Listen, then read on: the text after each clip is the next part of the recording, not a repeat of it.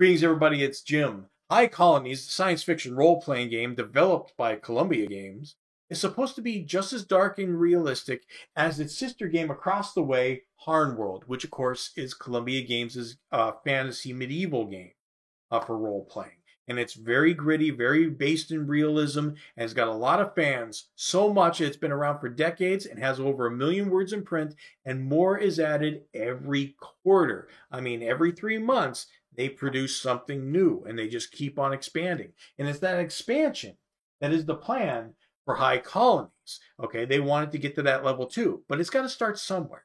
Got to set a tone. There's got to be ideas set of what the campaigns are, what the world setting is, and what it isn't. So today I'm going to be talking to you about why you should be using Ceres, the Yellow King Saga from Columbia Games. Now you get the best of both worlds when it comes to Ceres, because you're going to get a dwarf planet, but it's going to be surrounded by an asteroid belt. All right, so all kinds of things can be happening. Of course, you got the commerce from mining the asteroids coming in and out, maybe some smuggling going on, whatever. You definitely have some interesting things that could be happening in the asteroids. But on the planet, of course, you're going to have the big corporations that are there. But because High Colonies is not that far into the future, it hasn't established its foothold on the entire planet yet. And there are factions there that are just trying to do their own thing, like the mysterious Sun Tzu at the bottom, which only has a single monorail coming in and out of their station. All right, and of course, Revelation, which is kind of a mysterious religious cult. Now, the thing is, when I hear of things like that, I think back, even though this is all on one planet, I still think back into the idea of Blake 7. Blake 7 was against the Federation, so it seemed like they were always up against it in that way, but they were always kind of going to different stations every week, and these stations would have something different because they were isolated. They could do their own thing, which is kind of weird because of the Federation having this lock on everybody, supposedly.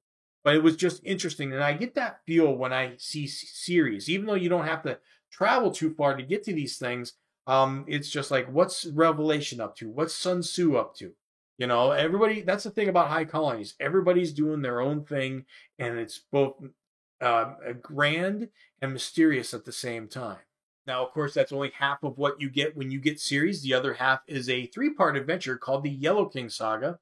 And when I read it through, I definitely got cyberpunk vibes through it. No doubt about it. Of course, that is only going to be an option if you go by the default setting or where they set things up at. But definitely because of their years of experience in making role-playing games, they definitely peg a lot of things in there where you can go off and do your own thing, as you know most game masters want, especially if you've taken the time to read the source material provided in the first half of the book. You'll be able to go anywhere and do anything, and this seemingly cyberpunk adventure could take any turn that you want it to be. So when you read Ceres and the Yellow King Saga, you're going to get a definite idea of what the feel of High Colonies is supposed to bring. Okay, on one hand, it's unlimited potential. People can go off and make their own space station if they want to, if they got the resources for it. They're not hindered by governments or planets or anything. At the same time, there are people that are struggling day by day with the rigors of life, like always. So you got that interesting duality there. And the thing is, this is the idea of, for this next year and a half, what Columbia Games is doing is they're going to come out with these 4 adventures and supplements to fill out the Kickstarter. And after that, that will establish the tone. And then the other writers will come in. And we're going to get a lot more stuff going on. And then every 3 months, just like HarnQuest, which comes out for the role-playing game Harnworld setting, basically they come out with more material every 3 months. Boom, boom, boom, boom, boom. Next thing you know, maybe there'll be 1 million words of print of High Colonies as well. Anyway, that's the video on High Colonies Ceres and the Yellow King Saga, and I'll see you next video.